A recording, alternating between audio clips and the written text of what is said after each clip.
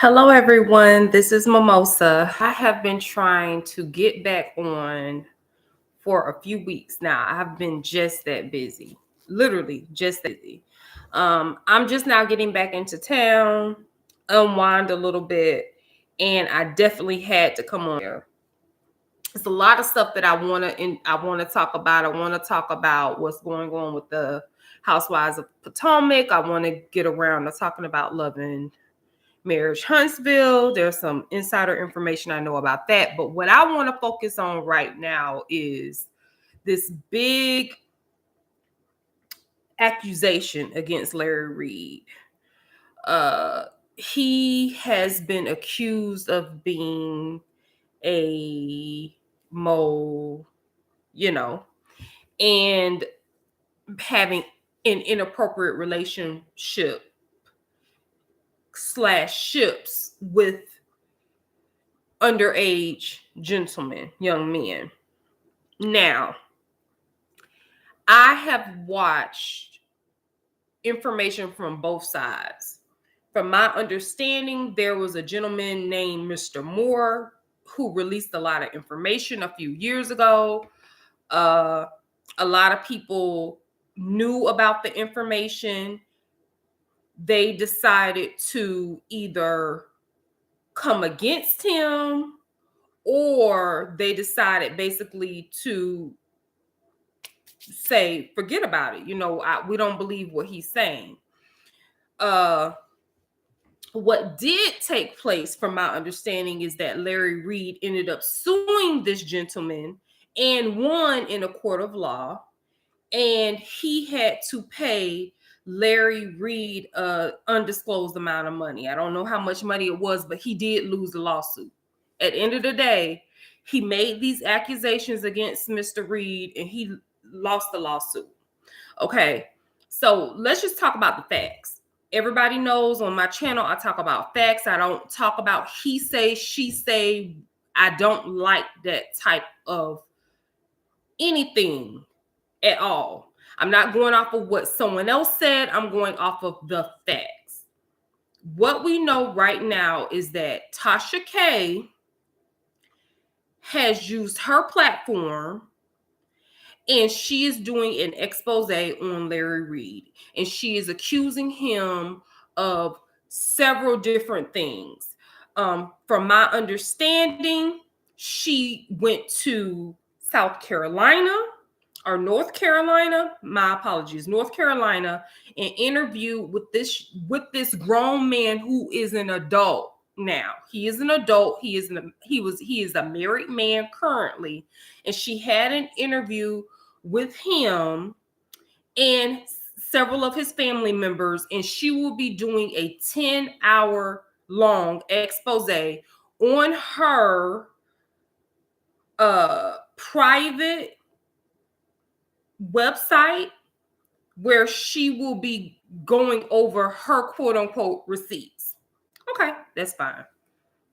Now, from Larry Reid's standpoint, he also basically made a statement in regards to the accusations that were against him, and we will break that down and we will talk about that as well.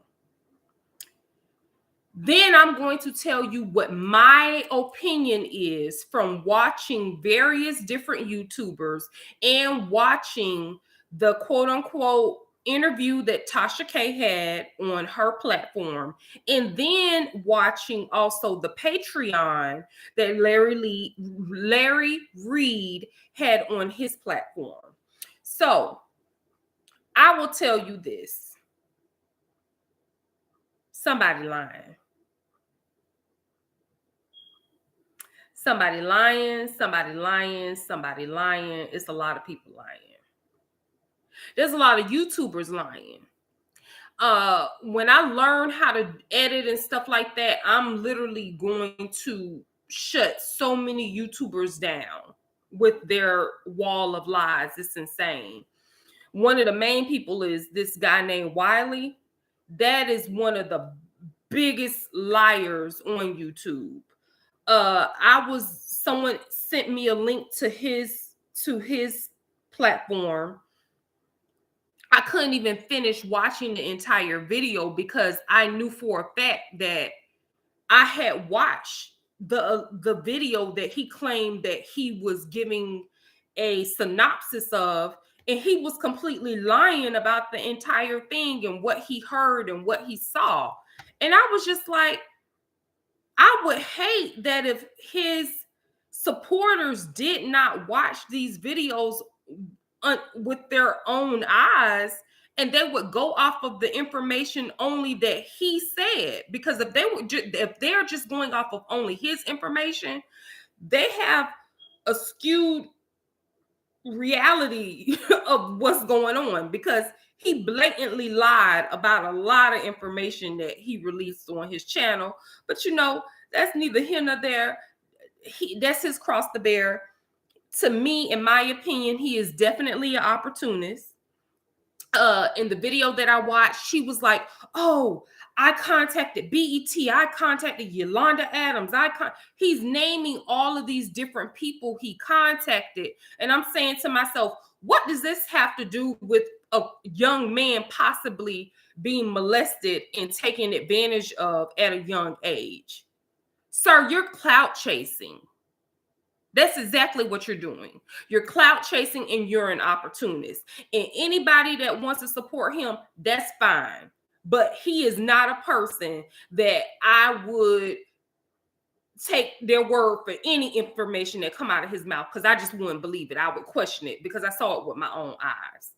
Okay. Now let's talk about the facts.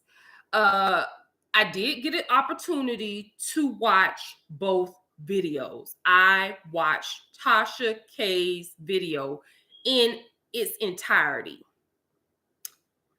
I'm gonna tell you something. I saw a lot of ego in Tasha K's video. I saw a lot of ego on her part. I saw a lot of ego. Would that skew the information that she was being told? I don't know.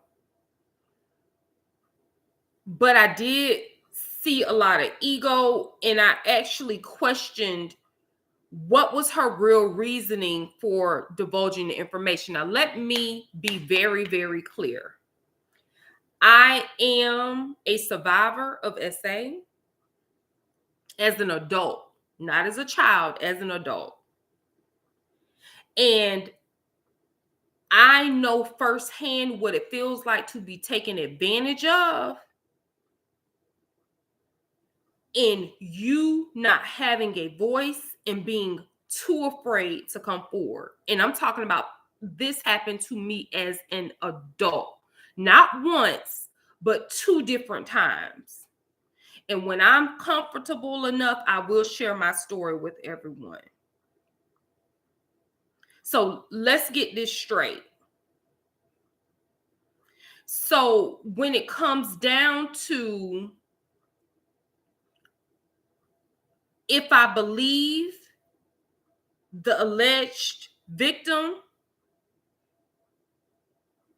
I don't know. I don't know. But do I believe that there was some type of relationship?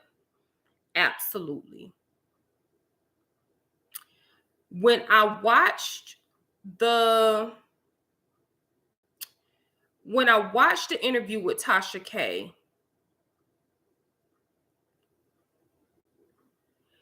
I almost felt as if, and I already know I'm going to make people feel uncomfortable when I say this, but I almost felt as if he had some type of sexual proclivities before he even came into contact with Larry Reid. I feel like he was battling some type of sexual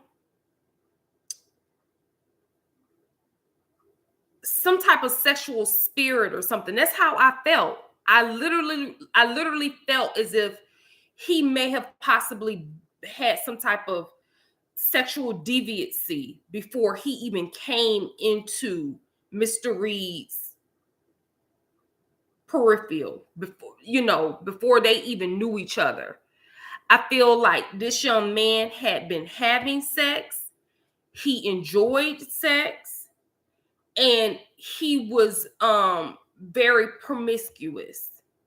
This is the energy that I felt. Now, could I be wrong? Absolutely. But I'm telling you, this is the energy that I felt when I was watching the interview. I also feel as if this young man may have possibly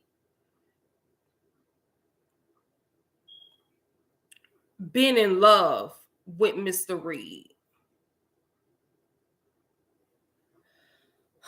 I feel uncomfortable even saying that, but I just have to tell you what I felt when I saw the interview. I feel as if they may have I feel like he really loved this man.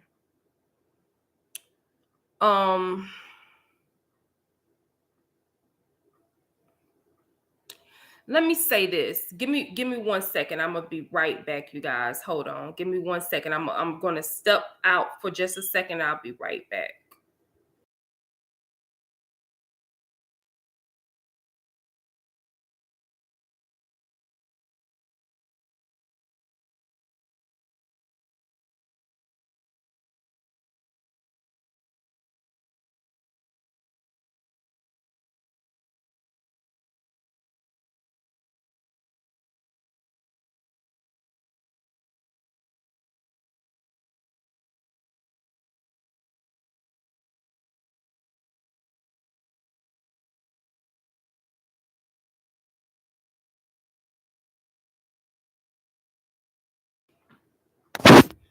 Okay, I'm back, everyone.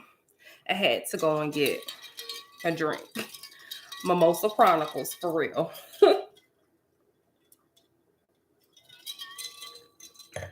Ooh. Okay. So he gave me very much sexual deviant vibes. I'm gonna be honest with you. And this is one thing that I know to be a fact. My grandparents were heavy in the ministry and they were pastors when they were alive. And my grandfather would get tried in the church. My grandmother would get tried in the church.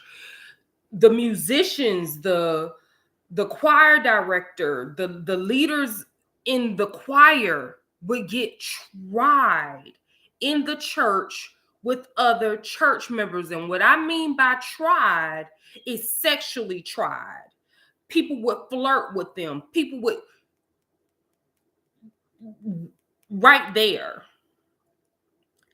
A lot of sexual deviancy happens in the church. And I don't care what nobody says, you're not going to make me think any other way because I saw it with my own eyes. Okay? So what I'm saying to you is this. People of God have some type of aura about them. And there are people who are attracted to that aura. And they will purposely try to put themselves in a position so that they can be able to be near that man or woman of God. They are sexually, mentally, physically, financially, and spiritually attracted to that aura.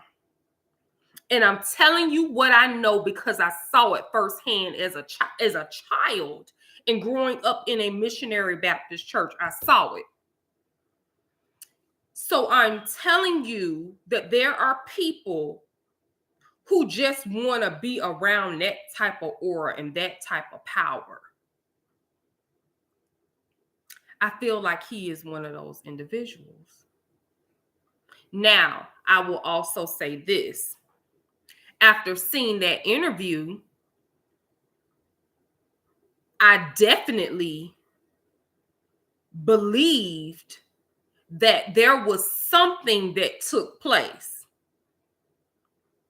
I didn't question that at all. I did question if it was in fact molestation, but I did feel like there was something that took place, whether they touched each other, whether they talked, to each other, sexually, whether it was pornography involved. I felt like there was something involved. I also kind of felt as if he had done so much stuff sexually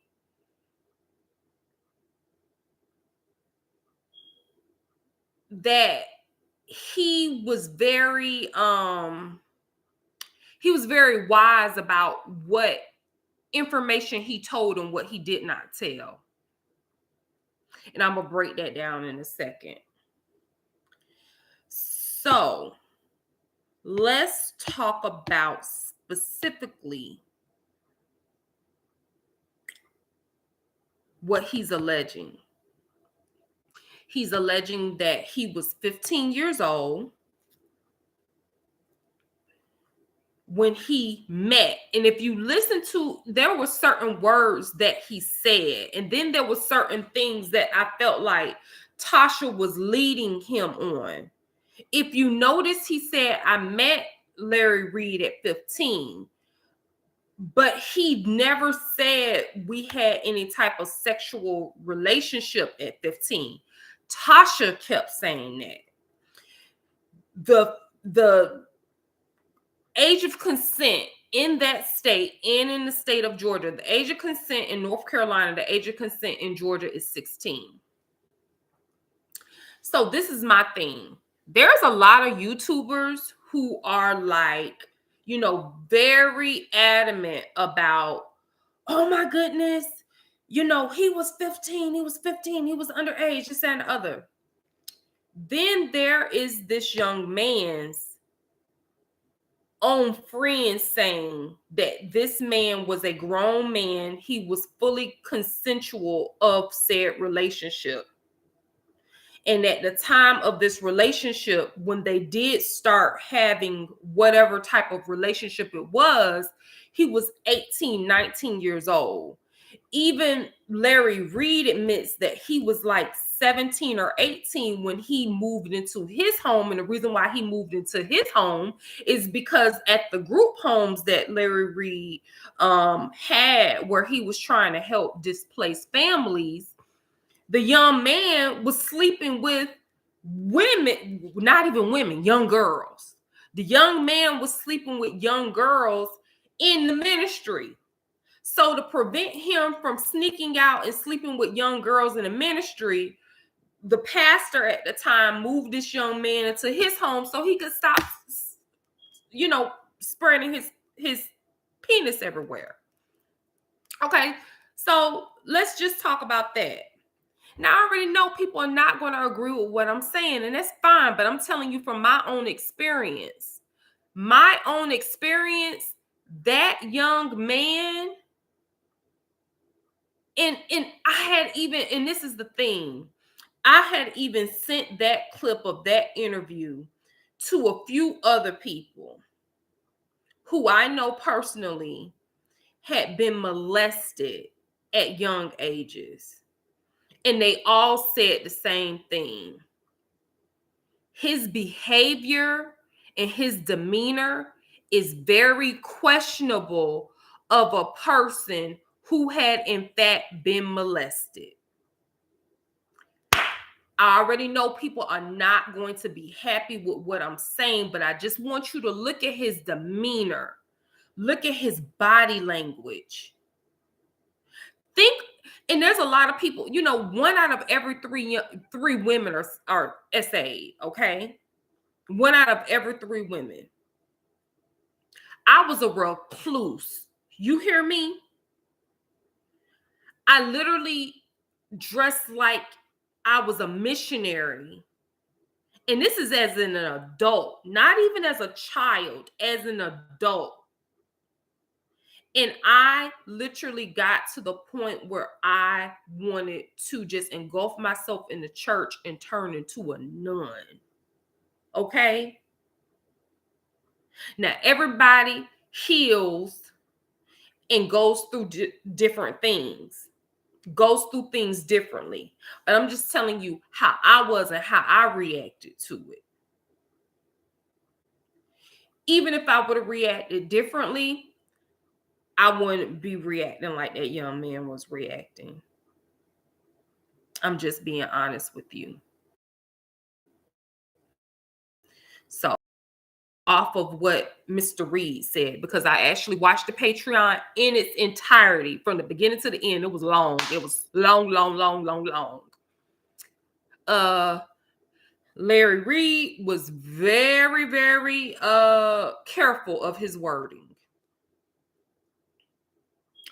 Could that be because he plans on pursuing a lawsuit? Maybe. Could that be because he did in fact have some type of relationship with this young man? Could be.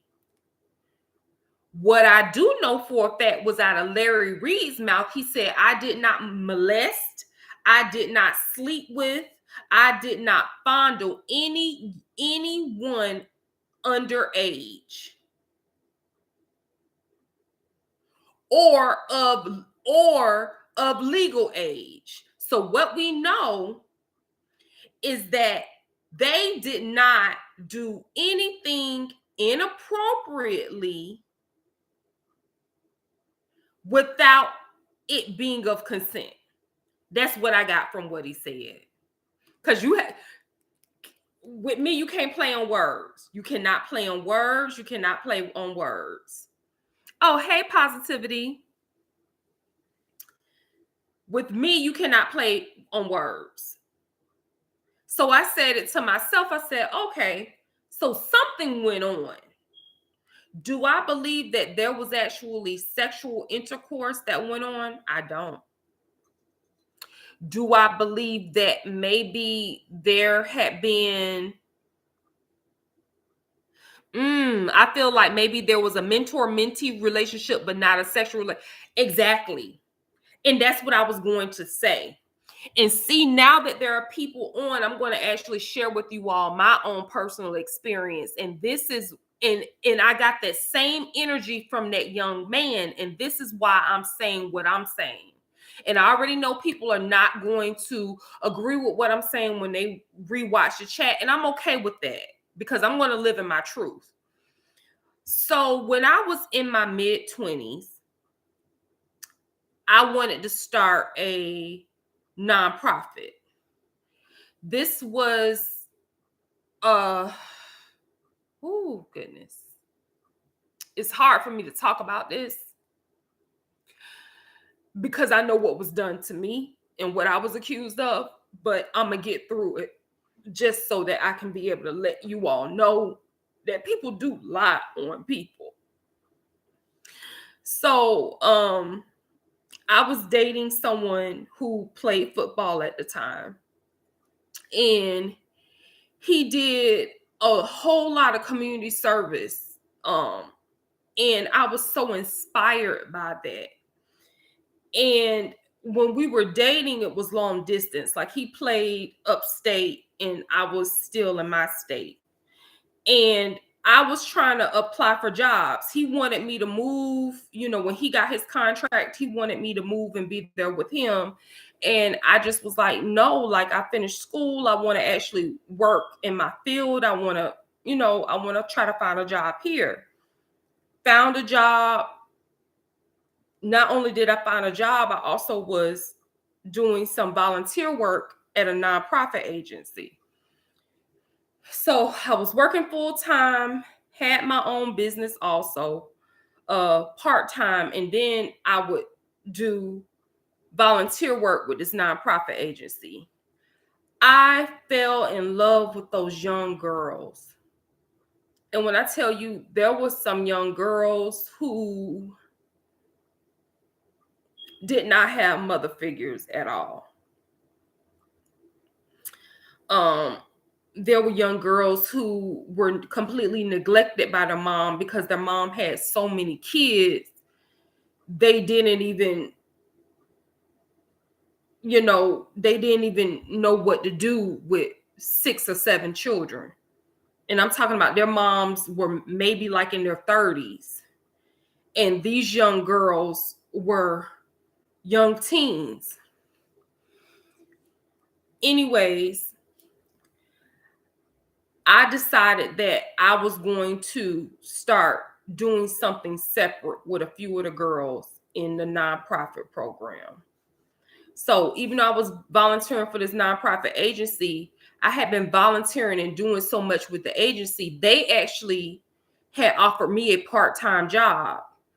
Stayed on, worked part-time with them, and later on they ended up offering me a full-time job. But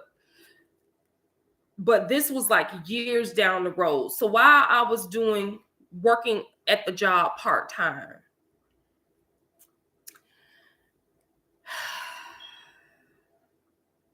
this is tough.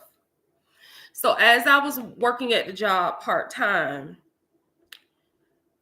some of the young ladies were like, they had never had a sleepover before. They had never been to the movies before.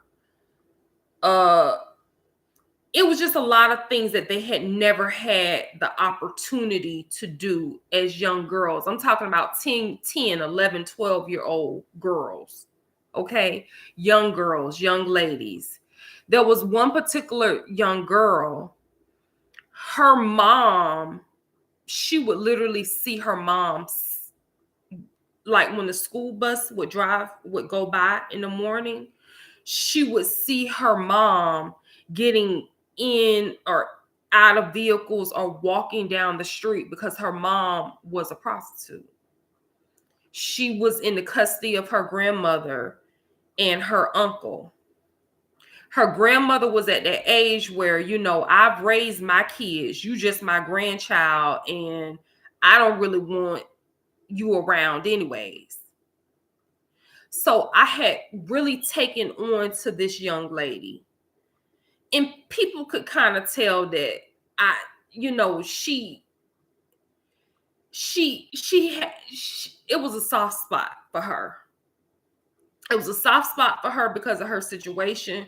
And then there was another young girl, it was a soft spot for her as well because her mom also was into prostitution.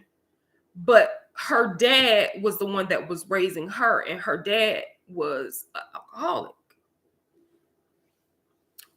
So pretty much me being me, silly me, I'm literally every single weekend, I'm talking to their parents. Hey, is it okay if, they stay the weekend with me?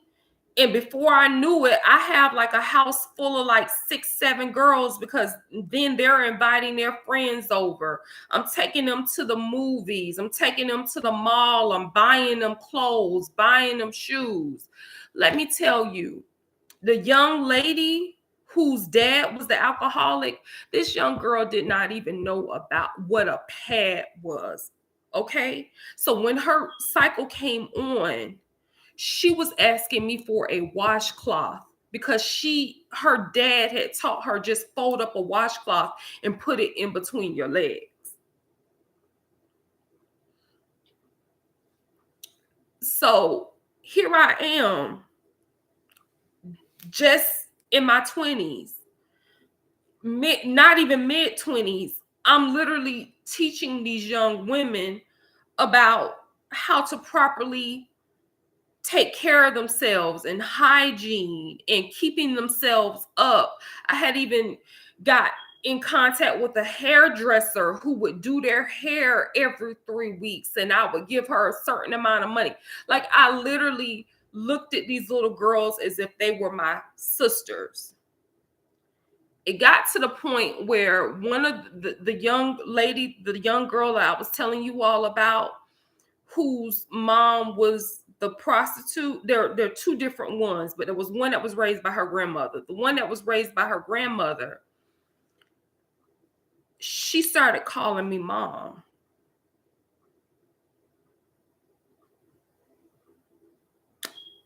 I say maybe about 3 weeks in, she started calling me mom. And I didn't think much of it. Oh, we're gonna get on to where she is now in just a second. I didn't think much of it, but I did make it clear to her that I wasn't her mom, and she was like, well, can you be able to be my godmother? And I said, well, you have to do a whole ceremony at the church and things like that for me to be able to be your godmother. But just look at me as your mentor. That's exactly what I told her. I said, just look at me as your mentor. She was like, no, but I want you to be my mom. I want you to be my mom. I want you to be my mom. Miss Mimosa, I want you to be my mom. So remember I told you all that I had a boyfriend who played football. So he had a weekend off. So he flew down. And when he flew down, he saw how my interaction was with the girls. He was like, hey, you know what? I'm going to get some of my guy friends that I went to college with that play on a couple of other NFL teams, and we're going to set something up to where we could be able to do something in this community with the young boys who are interested in, sports. So, I mean, can you just imagine these kids and how elated they were?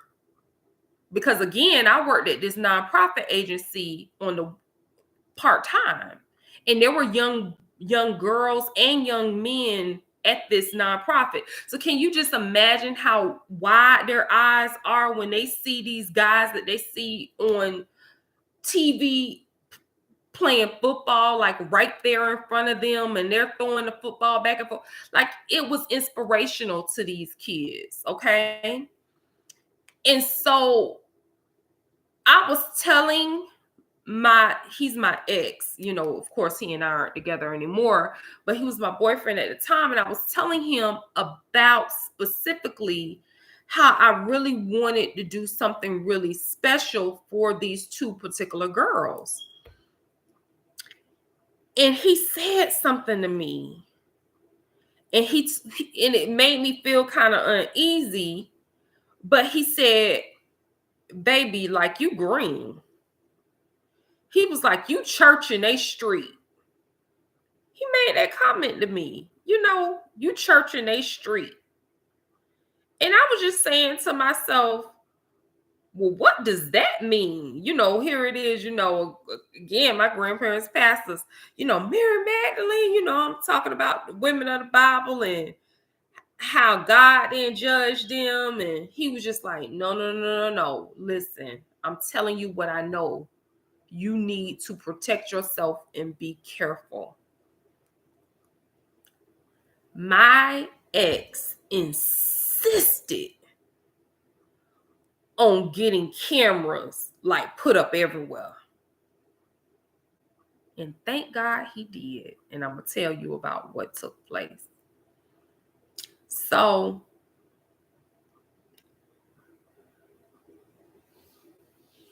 fast forward, there was a particular time. So I had been working with the girls for months at this time, doing things with them, inviting them into my home, letting them go into my closet, play dress up, and, letting them play in my makeup and do hair and all this kind of stuff. Like all of the things that girls do, like girly things. They had never done this with any of their siblings or their mom or their aunt. They didn't have any woman who taught them about being feminine the proper right way, okay? So fast forward, there was a particular weekend where I was supposed to take the young ladies to Chuck E. Cheese. Because again, these are like young girls. They're like 9, 10, 11, 12. I think the oldest was like 12. The young girl who lived with her grandmother and her mom was a prostitute that she was like 10. So I took them to a place that was like a older kids version of Chuck E. Cheese, but we're just gonna call it Chuck E. Cheese. But it was like an older kids version of Chuck E. Cheese. So I was supposed to take them there, but my ex wanted me to fly him, wanted me to fly to see his game. So I had to tell the girls that I'm sorry, I'm going to have to cancel with you guys this weekend. I will reschedule for the following weekend. The young girl who lived with her grandmother, she was livid. When I tell you she was livid, she was so angry. I mean, she was screaming to the top of her lungs. How dare you choose him over me? I mean, she was screaming. And I'm steady trying to calm this young girl down. I'm trying to calm her down. And I'm just telling her, listen, we're going to go next weekend. Like, sometimes, I'm trying to talk to her and I'm telling her, I need a break too sometimes. I need a break. Like, I'm going to see you next weekend. So I went out of town, went to go and see my ex play, went to his game, came back. And when I came back, I had all of these voicemails on my phone from her, the young girl.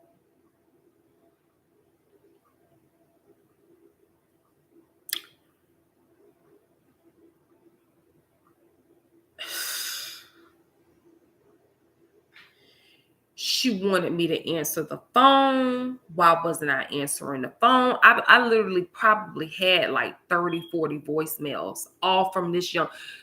I had so many voicemails on my phone. My voicemail was full, all from this young girl. Okay. So now it's Monday. And of course, I'm there at the nonprofit agency and I'm working at my part-time job. She sees me. I try to speak to her nonverbal. She has an attitude. She's not speaking to me. So, I'm an adult. I'm like, I'm trying to get her to speak. She don't want to speak. I said, okay, no problem. Whatever. Like, I let it go. I'm talking to the other young kids. I'm helping them with homework. I'm, moving on.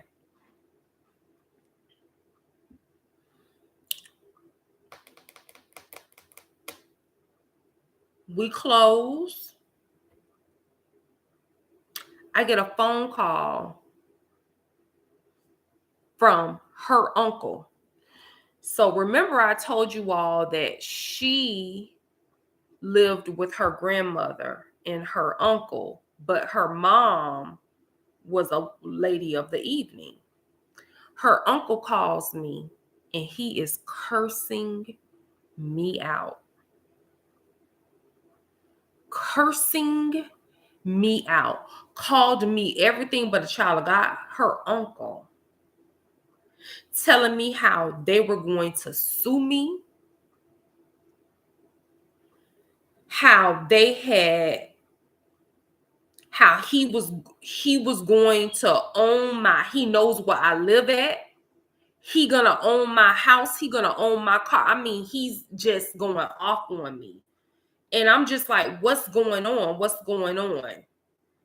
And I hear the young girl crying in the background. She is boo-hoo crying. The grandmother is trying to console her in the background.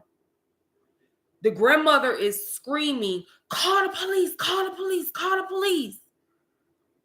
The uncle is on the phone with me. He has the receipt, and I have my cell phone up and I'm trying to listen because I'm trying to hear what in the world is going on. And then he says, how dare you allow and names her name, to be raped. Yeah, you heard me right. Raped. This 10-year-old young girl said that me,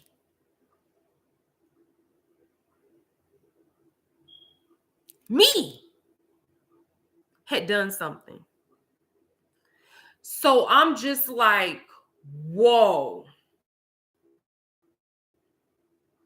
So he hangs up the phone. I'm assuming that the grandmother called the police or the uncle called the police, but you best believe I called the police too. Sure did. So we all on the phone with the police. And I told the police, I'm coming up there to the police station right now. Come on, let's go, because I don't know what's going on. I have no idea what's going on. So they bring me in, and they're questioning me about different things. Where was I? They're asking me about specific times. They're asking me about a specific young man who was at the facility that I worked at, the nonprofit facility. It was this young boy. He was like 12, 13 years old. They were specifically asking me about him. They were asking me about, was he at my office? Because at this time,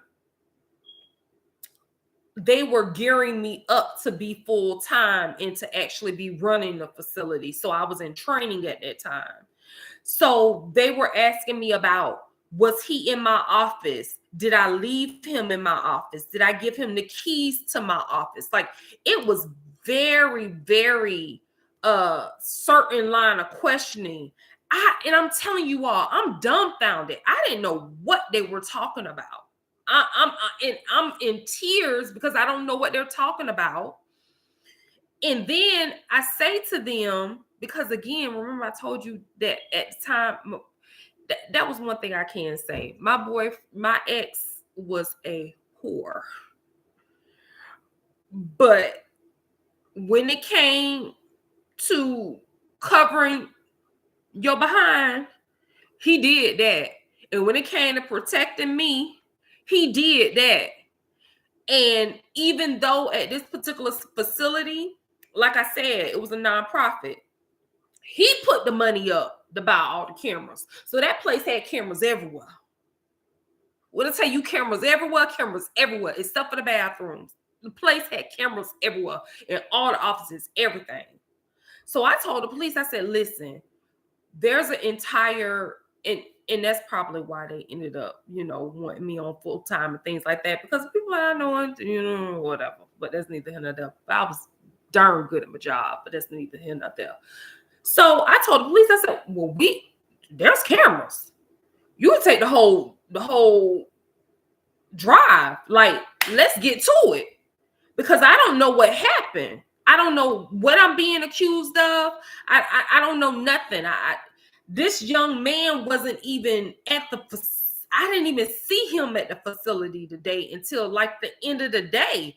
So these times that you're talking about, he wasn't even in my sight at all. He came late. And the reason why he came late is because he had basketball practice at school. So he came late. He was only at the facility maybe 15 minutes. Like literally, he was only there just so he could be able to catch the bus to go home. And that's exactly what I told the police about the young man, right? So I'm in one room. The young girl is in another room with her grandmother and her uncle. And so basically, I'm being interrogated and they're getting her statement, the grandmother's statement, the uncle's statement, etc. Okay. Police pull the cameras, and I'm talking about we're there at this point for hours. because I was not leaving that police station until this was taken care of. We're there at this point for hours. And the police see that there is nothing. So then they start questioning her about specific stuff. And then they bring in a female officer. And when they brought in the female officer asked if it was okay if she could speak to her by herself. Now, I'm telling you all what was relayed to me. Because again, I'm in a separate room. Her family are in a separate room. When the female officer went in to question her, the young girl broke down. She broke down and she said, I quote, "I was mad because she chose him over me." The police officer was like, who chose? What are you talking about? So at this point, the police officer is thinking, maybe I did something inappropriate with the young man or whatever. Like, people trying to figure out what's going on. So then they bring the grandmother and the uncle back into the room and they talk. And then the male officer comes in to the room where I'm at because I just been sitting there, just praying, just sitting there, just hoping and praying that whatever they're saying took place, happened, whatever, they find out who did it. Because at this point, I don't know anything. They asked me to come into the room. So it's all of us in the room. The uncle can't even look me in the face. And the grandmother just looks so sad and defeated. And so I asked the young girl, what happened? Like, what's going on? Like, what happened? And she said, of course, I'm not going to tell y'all what my last name was, but she goes, "Miss Mimosa, I'm sorry." And I said, "You sorry for what?" And she says, "I made it up." And I go, "You made up what? Like, what happened?" She goes, "I made it up because you canceled our girl's trip."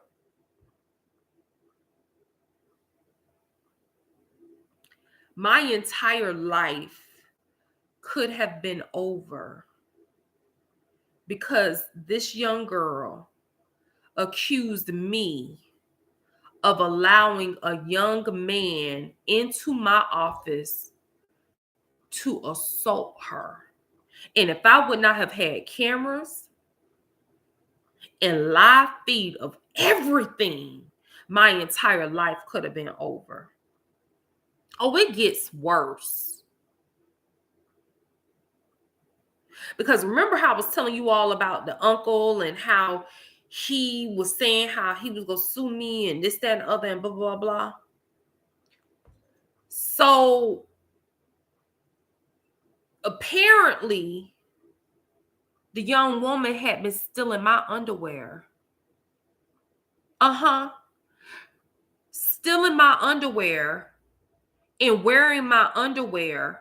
And they had even brought in my underwear that she had stolen from my home in as evidence for DNA evidence.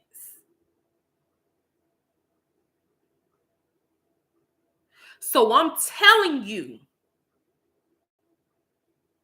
there are some children who are diabolical. And when they don't get their way, they do evil, disgusting, nasty things. Now, when I tell you all that I would give my all to these kids, that situation scared me so bad. I literally stopped doing anything for any young kids, period. Young girls, young boys, none of it. I didn't do none of it. Nobody at my home, none of that. I looked at these young girls like they were my little little angels, my little sisters. I wanted to protect them. Young girl was stealing my underwear and setting me up the whole time. I could have went to prison. So what I'm saying to you all is the same energy that I felt from that little girl way back then is the same energy that I felt from that young man when I was watching him in that Tasha K interview. And I don't care what nobody says. I'm telling you what I feel.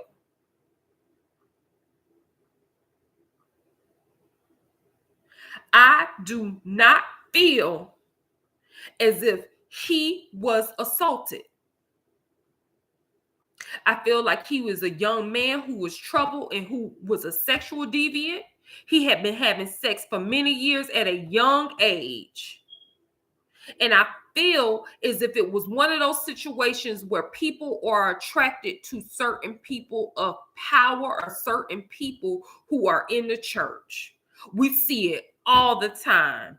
A married pastor, and there are women who are deaconesses or women in the church or whatever else will throw themselves a flirt with the pastor. We see it. We see it. So let's not sit up here and pretend like it does not happen.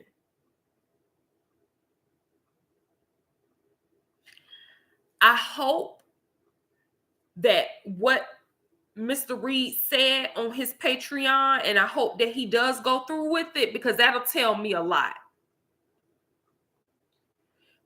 He actually filed a case against this young man and found out that the young man no longer lived in Carolina, but actually lived in Georgia.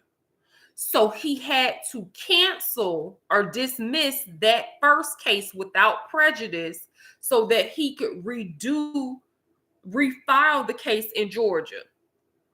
Now, if he don't refile this case in Georgia, I'ma question him. But if he does file this case in Georgia, you know what that tells me? It tells me that somebody definitely, when it comes down to that young man not telling the truth. Because I've never, ever, ever, ever, ever in my life heard of a molester suing the victim. That's never happened before. And from the looks of it, it's almost instantly when he found out that these allegations were being said about him, I'm talking about Larry Reid, he filed this case against this guy.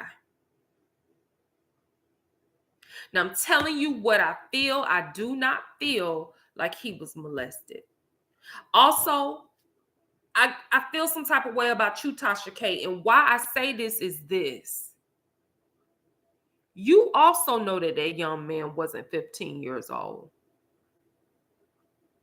But you still put that in your title, and you did that on purpose.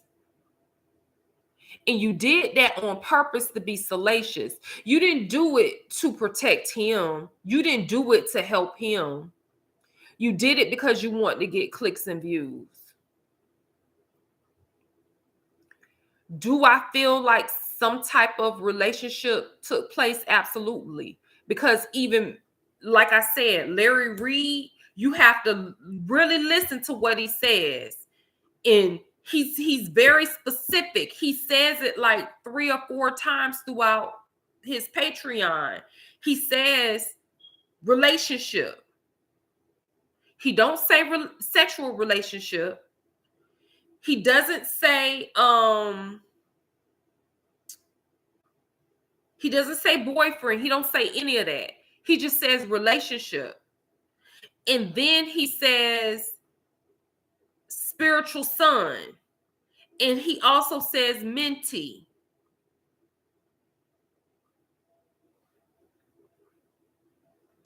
I know that there's a couple of people that started questioning whether or not he was of age or not of age or this, that, and the other. I'm going to tell you about me back when I was in school. Back when I was in middle school, there were girls who were 12 and 13 years old literally having children. 12 and 13 years old. So you cannot tell me that there were not people who were underage having sex. I plan on doing several story times on this channel in the near future. And one will be about my ex best friend, and her nickname is Hot Pocket. And you can put two and two together. She was 14 years old. And she was not molested or essayed by anybody. She was just promiscuous and she wanted to be out there.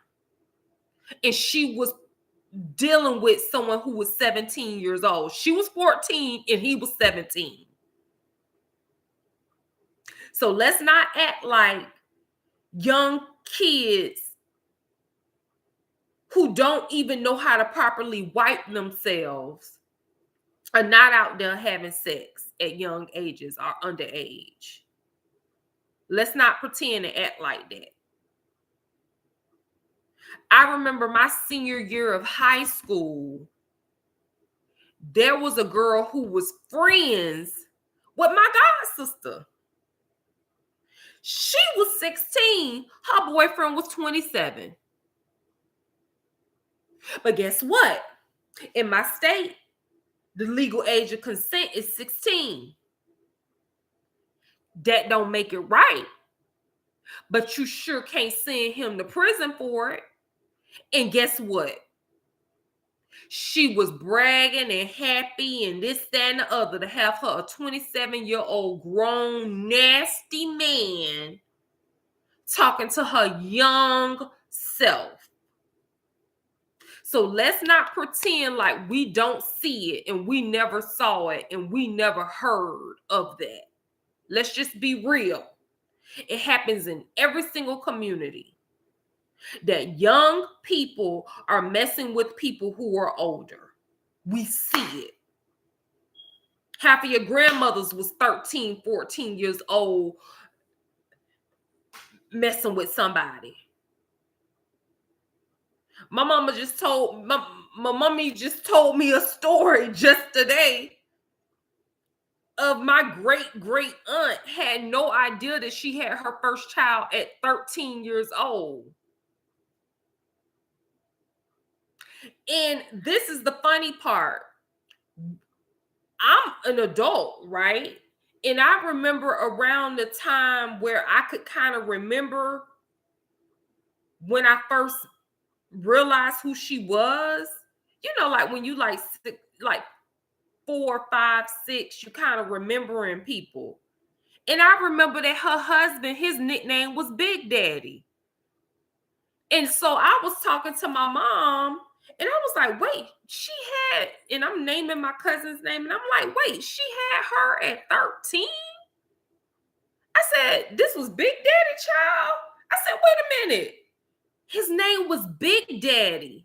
She was like, yeah, he was a grown man. She was 13 and he was 31. 31. She was 13. Yeah, that happened back in the day. Back in the days. That lady was like, oh goodness. Okay, so let me think now.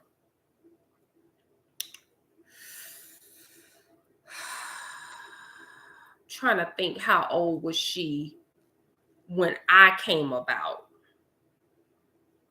She was probably like in her 40s. 40s maybe when I came about, like when I could actually remember who she was. And he was like in his 70s at the time, 60s or 70s or something like that. Crazy, right? It's insane, right? But these are the things that happened back then.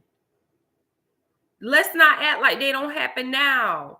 Let's not act like you don't know a young girl or a young boy who was really promiscuous and no one did not touch them or no one did not do anything to harm them. They was just out there.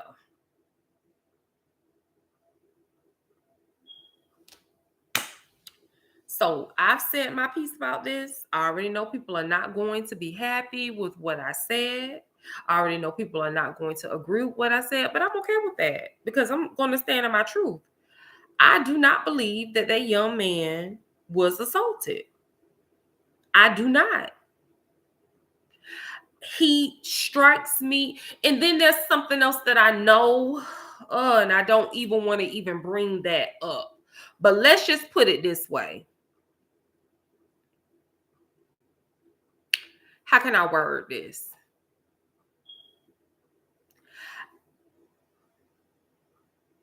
I know someone very close to the situation, and I spoke with them about the situation. And this young man, who is now a grown adult, he's in his 30s now.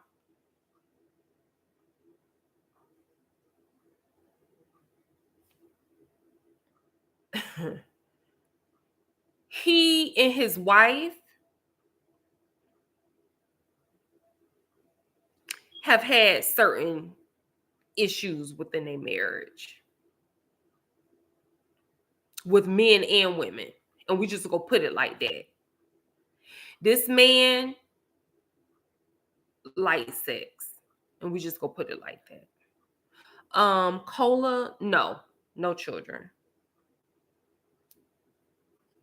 Children are extremely expensive. And yeah, no children. And I refuse to be anyone's baby mama. So yeah. So, I've said my piece about it. I already know people probably aren't going to agree with it because I'm totally going against what you all feel is right. I know a lot of people are ready to nail this man to the cross, but in my opinion, I want to go to court. I want to go to court and I want to see all the text messages. I want to see all of the blood work. Oh, and that's another thing. So that's another thing that gets me. Tasha K said time and time and time and time again that Larry Reid had an uncurable disease. I saw three, not one, not two, but three lab court reports. And one thing about LabCorp, this is the thing, you could tell when there is a fake test. There's a way to look. And the reason why I know that is because I have a friend who is a big exec, with LabCorp. And there's a way that you can tell the fake tests.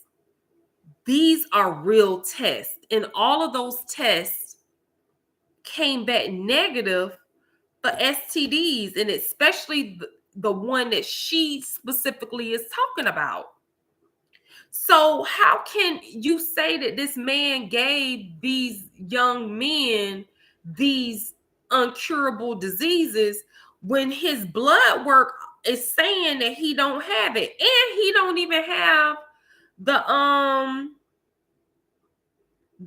what is it, the medication, the prep medication, even that isn't even in his system, because when it comes down to it, it'll tell you what medications are found in your system when you get that particular type of blood work done.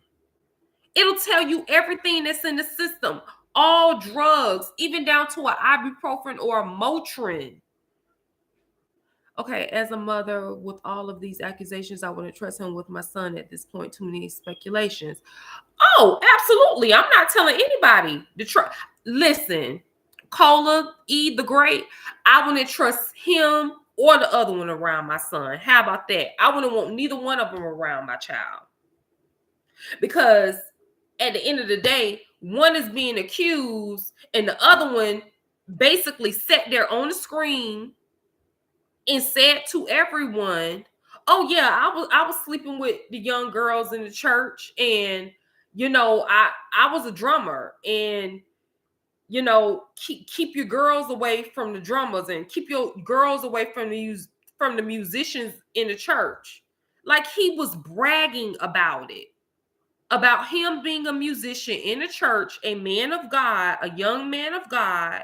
He was bragging about his sexual innuendos and his promiscuity while he's sitting up here playing drums, quote unquote, for the Lord.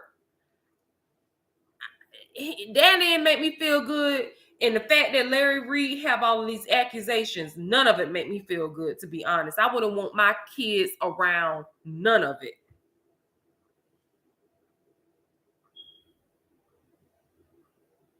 No, I'm not claiming to know his history or his close friends. I'm not. I never said that.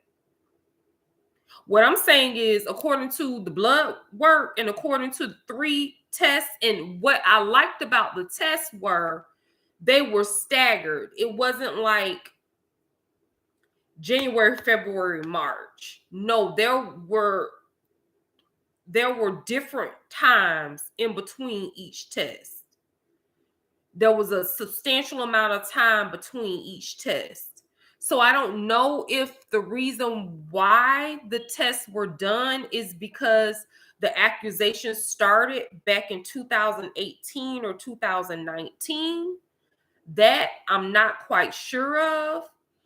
However, that right there is a fact alone, because you cannot make up those drug tests. That's not something that you could be able to make up. Not those. Um, it's alleged that he is supposed to be suing.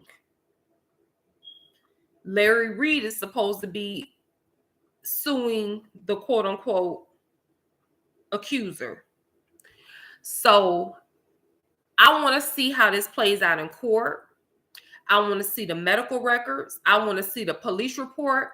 They claim that there is a police report back when the young man was 19 or 20 years old.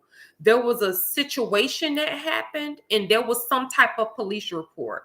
I would love to be able to get my hands on that police report and be able to read it. I guess because it was so many years ago, I haven't been able to find it. So if somebody could be able to find it and let me know where I could be able to get my hands on it, I'll come on and read it verbatim. Y'all already know I'm not going to do no mixing of words. There are a total of 3 accusers that have accused Larry. This stuff goes back years. This is not new. Okay, so the 3 accusers that have accused him, are there any police reports? Also, where are they now? Are they going to be doing the interview with Tasha K? Because I only knew about this one particular accuser because he is the person that did this interview with Tasha K. And this same accuser is the one that Larry Reid is suing. He literally filed a lawsuit against this quote unquote accuser. And it's like a 16-page lawsuit. It's 16 pages. And he goes into great detail of the reason why he's suing this guy. And he's basically calling this man a liar and saying that it's defamation of character. Are these other people going to come forward? I know that especially when you have been a victim of SA, you are a recluse. Like, you don't want to talk about it. You're ashamed. You start questioning what took place. Is it your fault? These type of things. Were these 3 accusers, were these also people who stayed in this group home? Because from my understanding, he had several homes that he would help people who were displaced, whether they were young men, young women, or even families. He was housing all type of people. Okay, you're saying no, they just told their stories. No one has sued or is suing. No, they told their stories, but they told their stories where? Where did they tell their stories? Can you put the link in the chat? I would love to be able to see where they're talking about this.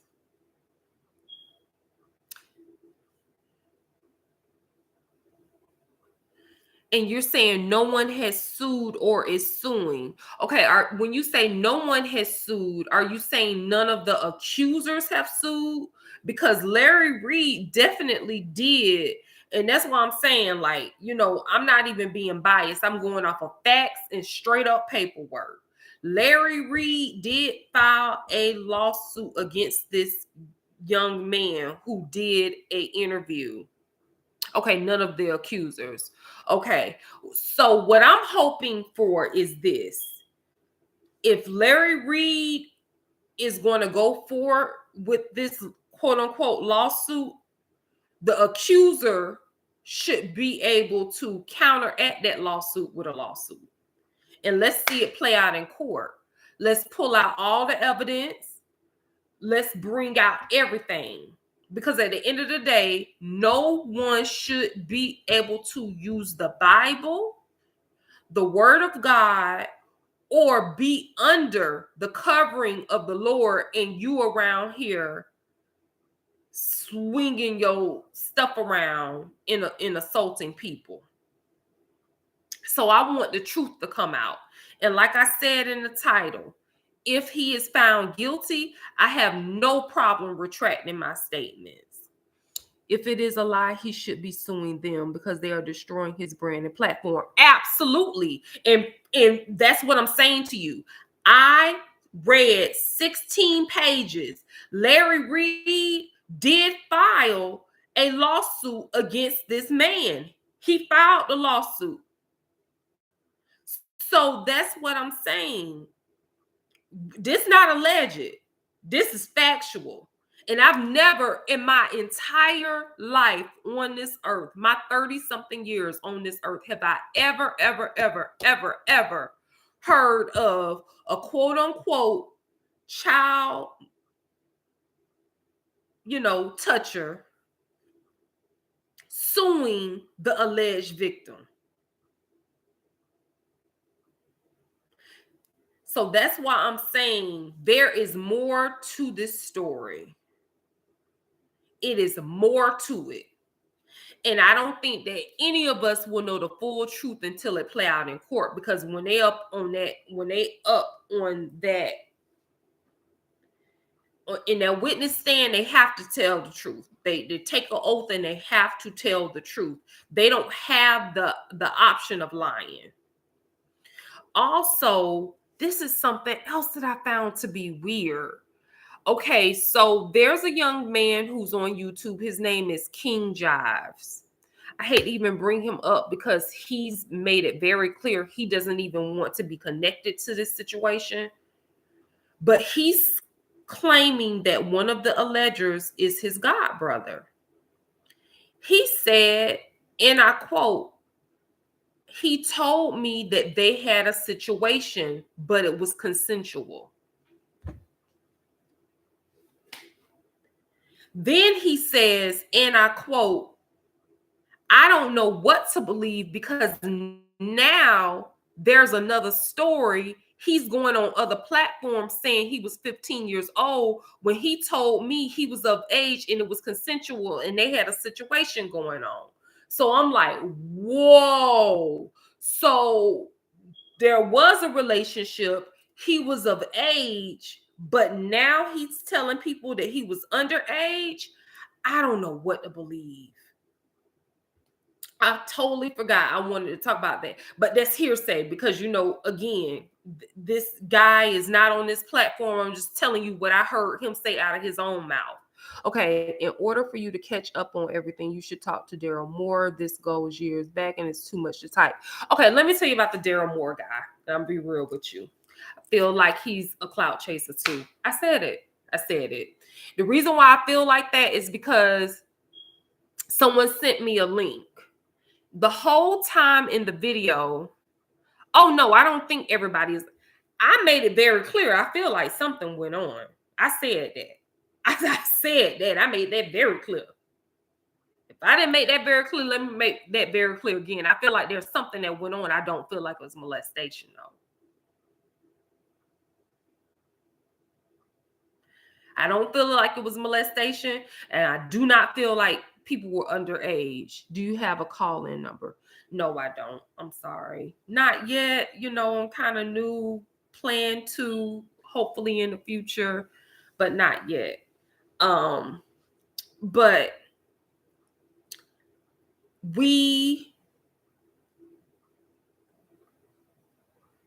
okay. So like I said, someone sent me the link to the Daryl Moore person. His entire video, it was like he wanted all of these accolades of him breaking the story. Oh, I broke this story years ago. I broke this story years ago. Oh, you want to apologize to me? Bring me on your platform. Tell people to join my channel. Tell people to subscribe to my channel. Is this really about helping these young men? Is this really about getting clicks and views on your channel, sir? I just question a lot of people's motives with this thing. I really, really do. I really, really do. Because for me, as being a person who is a victim of SA, I'm a survivor of SA. It's about getting the truth out. And like I said, and I meant that in that title, if he is found guilty, I will retract my statement and I will do whatever. But what I'm going off are facts right now. The facts are this man filed a lawsuit against the quote unquote alleged victim, the person who is accusing him of these things. And me, if I was accused of something and people are going on platforms accusing me of something, I'm going to sue them. And that's exactly what Cardi B did to Tasha K. Tasha K accused her of having herpes. Cardi B took her to court and sued her and won. So this is my thing. Let's go off of the facts of the case and not hearsay. I don't want to go off of no hearsay. I want to go off of the facts. Someone in the chat said that everyone cannot be lying on Larry. You are absolutely right. The only statements that I have heard are the interview from Tasha K and the Patreon of Larry Reid. According to that interview with Tasha K, this young man, his energy, he said that there were sexual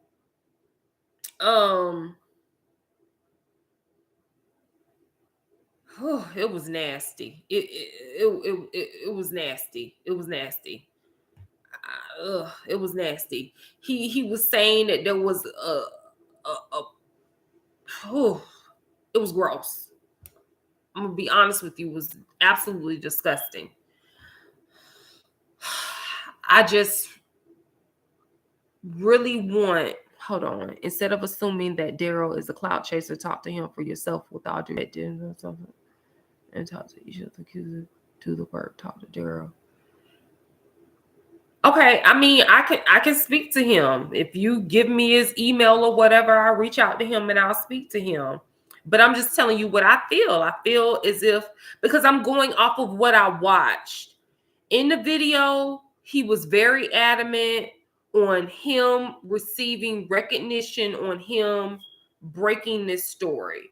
In the video that I saw, he was very adamant. If people wanted to really apologize to him, they would bring him onto their platforms. They would tell people to subscribe to him. That it was all about him getting more views and more views for his content. To me, I would not give two cares about who broke the story, who told it. I would be ecstatic that it's even getting out, because this is about a victim in quote unquote a young person who was who was mistreated at a young age. That's what my focus would be, but I'm a different person. That's why I question it. Then, I'm hearing stories about supposedly there are people who are being paid to give certain commentary. I just want to hear somebody who is unbiased, who is just going off of the facts, who isn't about, wanting to just get more clicks and views for their channel. I want to know hard, concrete evidence. Let's pull out this police report that supposedly happened like over a decade ago. Pull it out. Let's read it word for word. Let's see what this young man accused Larry Reid of back then. Let's hear this alleged phone recording or whatever that's supposed to be the the whistleblowing thing to this whole thing. Like, I want to see real concrete stuff. I don't want to hear no hearsay type stuff. Because let me tell you something. When it came down to me being SA'd, I actually had the concrete evidence, okay? Even though this happened years ago. The sick part is this person ended up reaching out to me years later, trying to apologize to me. And I literally have the recording and the screenshots of everything. Of everything. So there has to be some concrete evidence somewhere. Yes, I saw that too, but he is right. Larry and his people ran Daryl in the ground for years. That is where Daryl's energy was coming from. Just type in Daryl Moore on YouTube. Go to say, I've already done that. Like I said, I watched his video. But also, Daryl Moore was sued by Larry Reid. He was sued for defamation, and Larry Reid won. Daryl Moore had to pay him. So I'm confused about that as well. Because if what Daryl Moore said was true, I'm just going off of facts. And I don't want you to get upset, Cola E the Great. I just want to go off of facts. From my understanding, and according to court documents that I saw for myself, Larry Reid sued Daryl Moore for defamation. So if you're saying that he was ran into the ground, why was he ran into the ground? Because the thing is if he sued him and he won in court, does that make him innocent?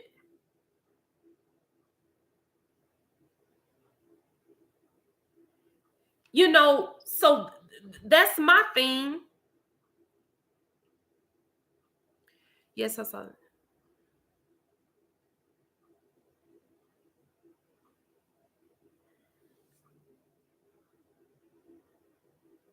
That's my thing. I want to see concrete evidence. At this point, I do not want to hear hearsay. All of these people coming out of the woodwork. Oh, this person told me this person told me that. Oh, I saw this, I saw that. I want concrete evidence. Let's get out these police reports. Let's look at these lawsuits. Let's look at these statements. Let's go off of that. Let's go off of what's in writing. Now, can this Daryl Moore person explain why was it that he lost in court? Because he lost that case in court. Larry Reid sued him and he lost that case. And this is my thing. It would have been easy to prove. All he would have needed to do was just bring in his evidence of his emails, the text messages, and the phone calls of the victim telling him this information.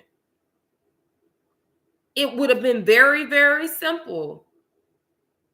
I did not make up any of this information about Larry Reid. This is the victim's name. You can subpoena him and bring him into court, because a judge can do that. A judge can order someone to be subpoenaed in the court and make them testify. So that's my thing. So can someone give me an explanation of why was it that Daryl did not win in court? Did he just not show up in court, and it was just a default judgment? Like, what happened? So, let's get down to it.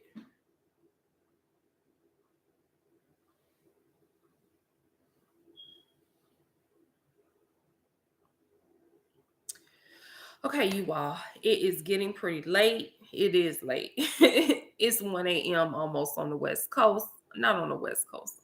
Goodness. I was just on the West Coast, y'all. I'm sorry.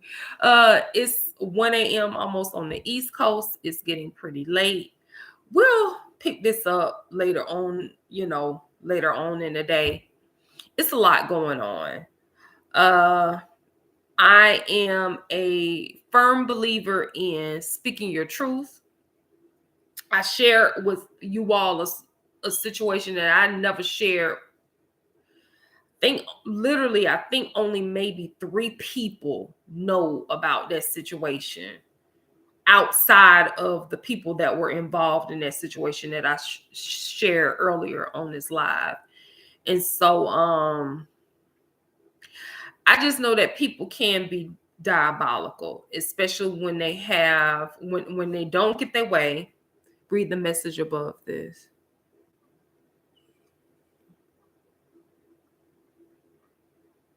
Okay. I just know that people can be diabolical, and especially when they don't get their way, they can be very heinous. And I just have to be honest, because I know my own experience, and that's what I'm going off of. Do I feel like that took place with this situation with the victim and Larry? I don't know, because I wasn't there. The only people who really know the truth are him, which is Larry Reid, the victim, and God. I pray that the truth comes out. I want the truth to come out.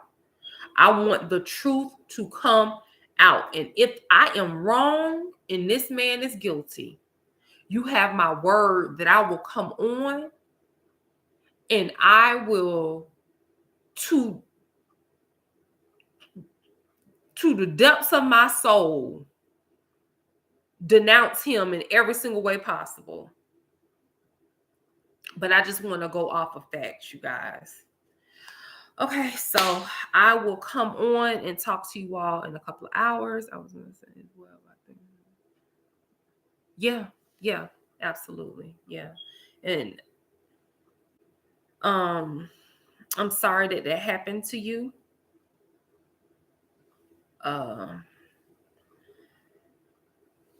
I thank God I was never molested. I was taken advantage of as an adult. So, I can't even imagine being a young child without a voice, and going through that. That's why it bothers me so, this situation. So we will come back to this in a couple of hours. We'll table this and we'll come back in a couple of hours when we get some rest.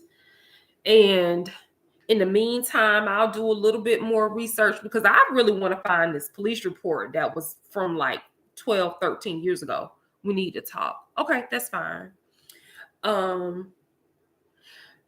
I want to find this police report so I can read it, because from my understanding, this young man filed a police report years ago accusing Larry of some things. And there was an investigation that was done, and the whatever potential charges were dropped.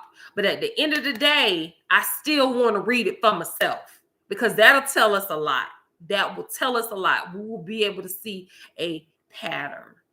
And I want to see what took place then. I want to see addresses. I want to see all of that. Yes, I believe back in 2000.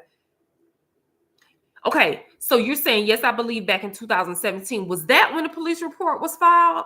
Because from my understanding, the police report was done like in 2011 or 2012, 2013, back around the time where this young man was kicked out of the church. And according to Larry on his Patreon, he started having sex with a third young lady from the church. He had already been sleeping with one, then two. Then there was a third lady. When they found out about the third young lady, they was just like, he too far gone. He got to leave the church. And that's when he started with all of these accusations. But this is my thing.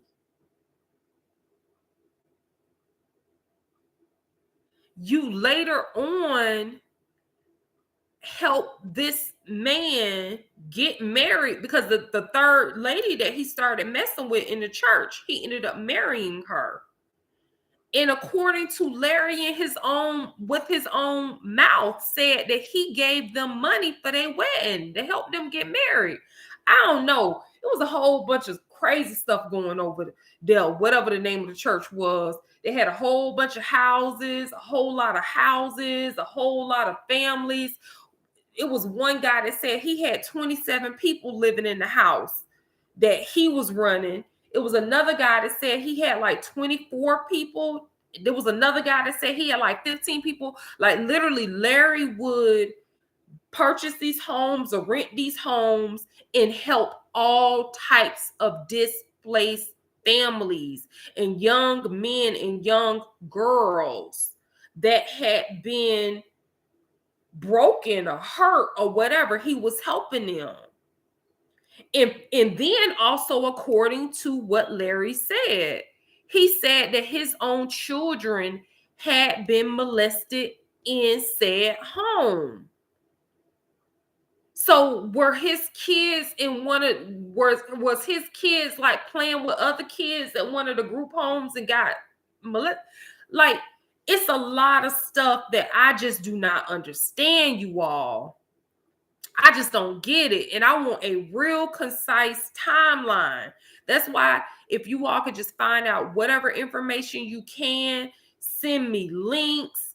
I'm going to actually get an email for Mimosa Chronicles for you all to be able to send me emails and send me links to some of this information, because again, I'm a person that go off of facts. I don't like no hearsay stuff. I want to see facts. I want to see transcripts. I want to see police reports. That's kind of stuff I like, okay? Because I like to go off of facts. So I'm specifically, yes, thank you so much, Zakia. I am specifically going off of what Larry said in his Patreon, because I did watch the Patreon. And like I said, I also watch I like facts according. Absolutely. I don't like no hearsay stuff. And I also watched the Tasha K interview. I saw both in their entireties. That's why I can be able to tell you all what my interpretation of what I felt from it. I feel like Tasha K purposely put 15 years old in that title on purpose because she was being salacious. I'm just being honest. That's what I feel. And I also feel like she knew that the relationship that took place between Larry and this guy, when even Larry said that this young man did not even come into his home until he was like either 17 or 18 years old. Even Larry said that. And even according to what King Jive said, that coincide with what Larry said too. So I just want to go off of facts. And one thing I do know, that police report will be able to tell us the real age of this young man. It'll be able to tell us the real birth date of this man. It'll be able to give us a timeline of what happened, when, where, what, everything, what city, all of that we'll be able to know. What I do know is that the legal age of consent in North Carolina is 16. The legal age of consent in the state of Georgia is 16. See, and you're saying, yeah, he was 17. And even that, you know what I'm saying? Yeah, that's the legal age of consent. He was 17. He was old enough. But do that make it right? But also, do it make it right for a girl that you went to high school with? She's 16 years old. She's sleeping with a 27-year-old man. Daryl Moore has all of that. This is why Larry signed something.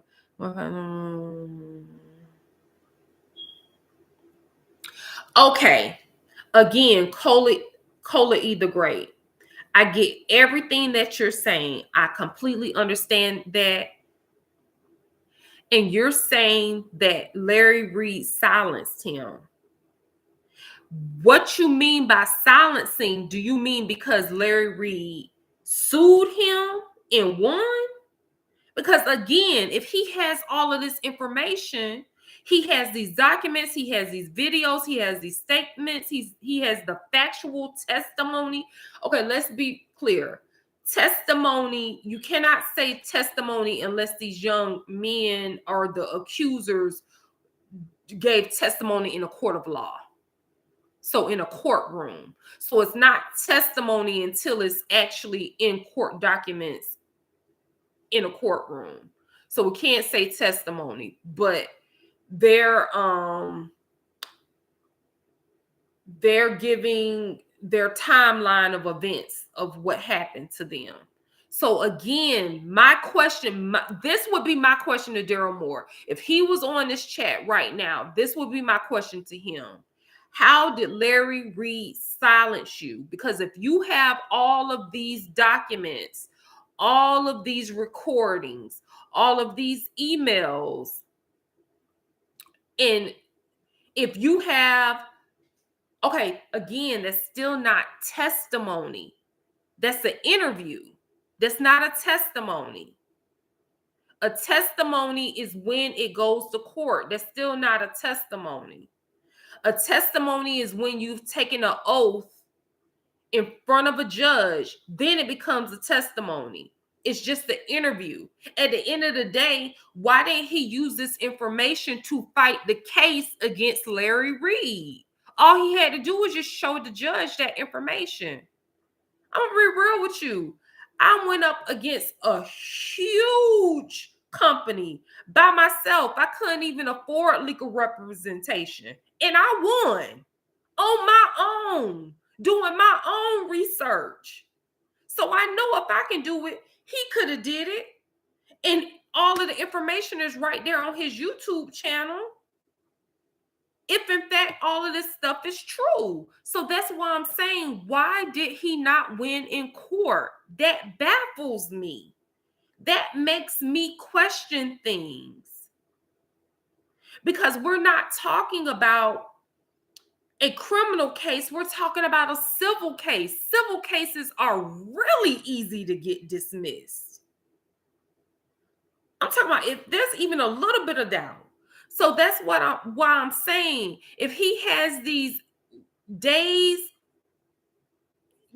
all of this information, why didn't he just take it to the judge as evidence? Like, I don't get that. I would never understand that. So again, that's what I'm going to try to do. I'm going to reach out to Mr. Moore and specifically find out that information. And I'm going to come back on and tell you all what he told me, because I want to know, how was he silenced and why did he lose in court? Because at the end of the day, even if you weren't able to hire your own representative, you could have represented yourself. It would have been scary, but you could have represented yourself and showed all of your evidence, said, hey, these are the accusers. Accuser 1, accuser 2, 3, 4, 5, 6, 7, 8, 9, 10. These are their names. These are their email addresses. These are their telephone numbers. You could have went into the judge's chambers and given the judge that information. You could have also submitted all of those videos in an email detailed with timeline to the judge. That's why I would never understand that. Yes, thank you. Talk to Daryl. It's just too much to say. Okay, absolutely not a problem. So that's my thing, because that's what I did. And when I came with my proof, they had to settle with me. And I'm talking about a big company. And I didn't have no attorney because no attorneys wanted to go up against them. And when we went to mediation, I came with everything. And it was like, okay, we need to settle. So that's what I'm saying to you. You can definitely represent yourself and still win. So yeah, that's what I'm going to do. I'm going to reach out to Mr. Moore and we'll go from there. All right, everybody. It's pretty late. Thank you guys so much for staying on with me as long as you did. All right. Good night, everybody.